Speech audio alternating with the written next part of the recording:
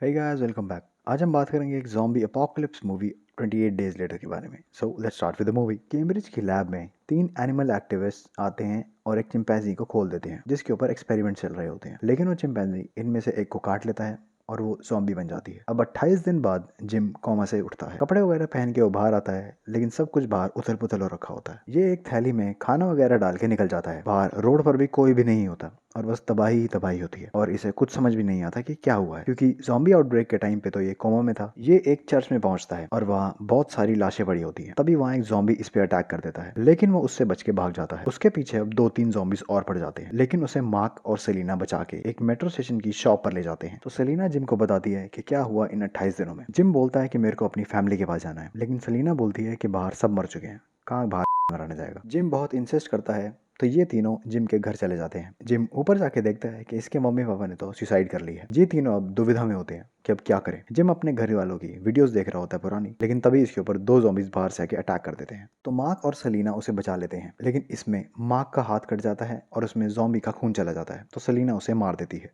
ये लोग अब घर से निकल जाते हैं क्योंकि वहाँ और ज़ॉम्बीज आने का खतरा था। ये एक बिल्डिंग में चले जाते हैं और उन्हें वहाँ फ्रैंक और उसकी बेटी हैना मिलते हैं। अगले दिन फ्रैंक उन्हें एक ब्रॉडकास्ट सुनाता है जिसमें एक सोल्जर मैनचेस्टर की लोकेशन बता रहा होता है। तो ये चारों मैनचेस्टर के लिए निकल जाते हैं। फ्रैंक जो चूतियों की तरह गाड़ी चला रहा होता है और इसलिए टायर पंचर हो जाता है। ये टायर चेंज कर रहे होते हैं, लेकिन इन्हें दूर से बहुत सारे ज़ॉम्बीज आते हुए दिखते हैं। तो फ्रैंक और जिम गाड़ी उठाते हैं और हैना फटाफट टायर चेंज कर देती है और ये लोग वहाँ से निकल जाते हैं। ये सब अब एक सुपरमार्ट पे रुक के खाने पीने का सामान ले लेते हैं। ये मैनचेस्टर पहुंचते हैं, लेकिन वो बेस पूरा खाली होता है और वहाँ बस ज़ॉम्बीज की लाशें होती हैं। वहाँ पे फ्रैंक की उंगलीबाजी के चक्कर में उसकी आंख में एक ज़ॉम्बी का खून चला जाता है। जिम फ्रैंक को मारने वाला होता है, लेकिन 2 सोल्जर उसे पहले ही गोली मार देते हैं। ये आर्मी वाले इन्हें अपने बेस कैंप पे ले जाते हैं। वहाँ इन्हें मेजर हेनरी मिलता है और ये इनका बहुत ही अच्छे से वेलकम भी करता है। मैनचेस्टर से बस 9 सोल्जर्स बचे थे, तो इन लोगों ने अपना यहाँ बेस बचा लिया था, बचे हुए खाने पीने और हथियारों के साथ। हेनरी अब जिम को पूरा बेस दिखाता है और बताता है कि हमने इस बेस के आसपास ऊंची दीवारें बनाई हुई है और साथ में आसपास लैंड माइन्स बिछा रखी है ताकि ज़ॉम्बी से बचे रहे। हेनरी दिखाता है मेलर,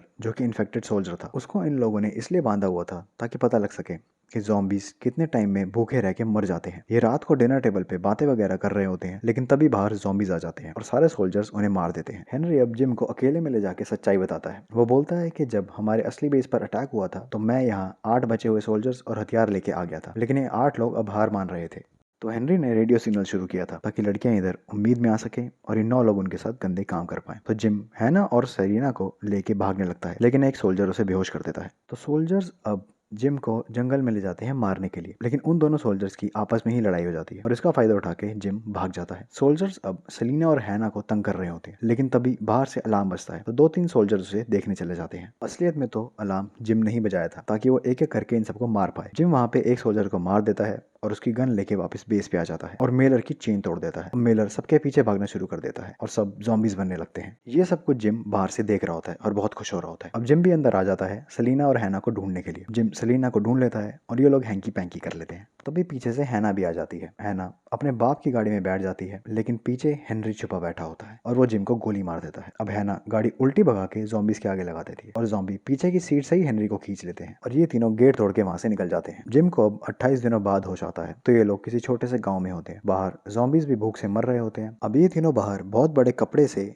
हेलो लिख देते हैं, जो कि आर्मी वाला प्लेन देख भी लेता है और यहीं पर मूवी खत्म हो जाती है। So thank you so much guys for being patient with me. Do subscribe the channel and I hope you hear me in my next one.